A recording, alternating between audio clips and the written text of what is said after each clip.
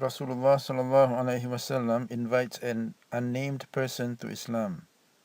A person from the Baladawiyyah tribe narrates the following from his grandfather. As I was coming to Madinah, I pitched my tent in a valley where I saw two persons trading. The buyer was saying to the seller, "Make me a good deal on this purchase." I said to myself, "Could this not be the Haashimy who is misleading his people?" As I watched them, another man approached. He was extremely handsome, with a broad forehead, slender nose, fine eyebrows, and a black line of hair running from his chest to his navel. He was wearing two old sheets of cloth. He greeted us with "Assalamu alaikum," and we all replied to his greeting. He has just arrived when the buyer said, "O Rasulullaah s.a.w, tell this seller to make a good deal with me."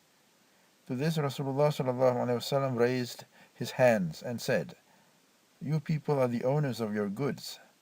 All I want is to meet Allah on the day of Qiyamah without any of you claiming from me any wealth, any blood, or any honor that I may have wrongfully taken from you." Allah showers His mercy on a person who is lenient when he sells, lenient when he buys, lenient when he takes, lenient when he gives, lenient when he pays his debts, and lenient when he asks for payment. After saying this, Rasulullah s.a.w. left. I said to myself, "By Allah, I must certainly have to find out about this man, because his words are excellent." I therefore followed him and shouted, "O Muhammad!" He turned around to face me and said, "What is it?" I asked, "Are you the person who has misled your people, destroyed them, and stopped them from worshipping what their forefathers worshipped?" He replied, "That is Allah." I asked, "To what are you calling the people?" "I am calling the servants of Allah to Allah," he responded. "What have you to say?" I asked further.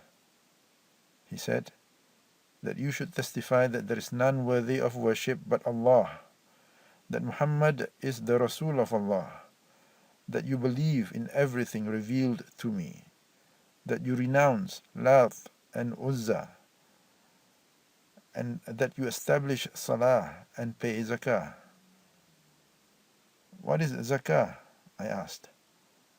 "Wealth that our rich give to our poor," came the reply. I responded by saying, "These are excellent things you are calling towards. Prior to this, there was no one on earth whom I hated more than Rasulullah s.a.w.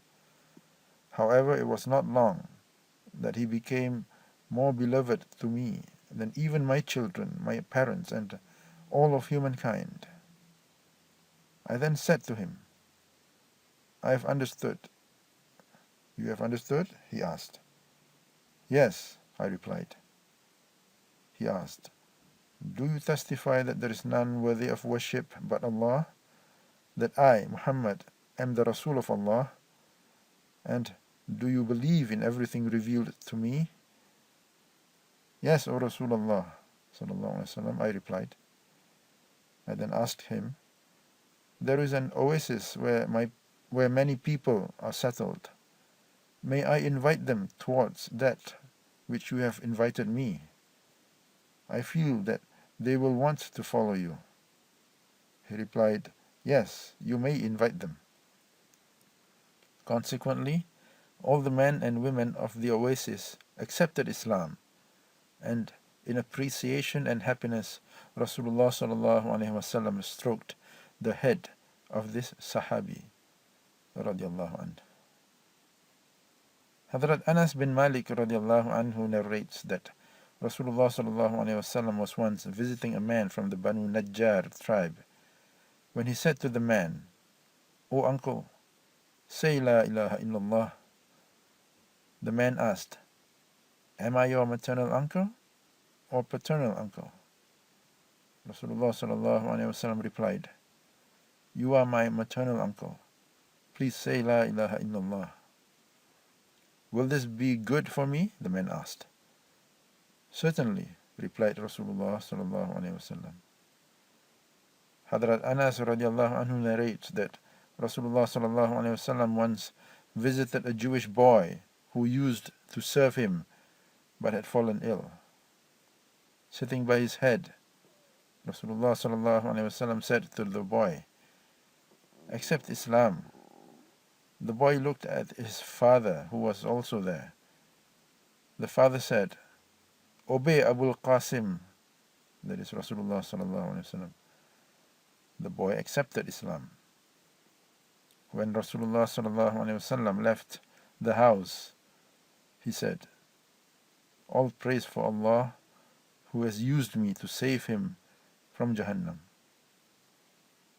Hadrat Anas radiallahu anhu has also narrated that Rasulullah s.a.w. once said to a person, "Accept Islam and you will remain in peace."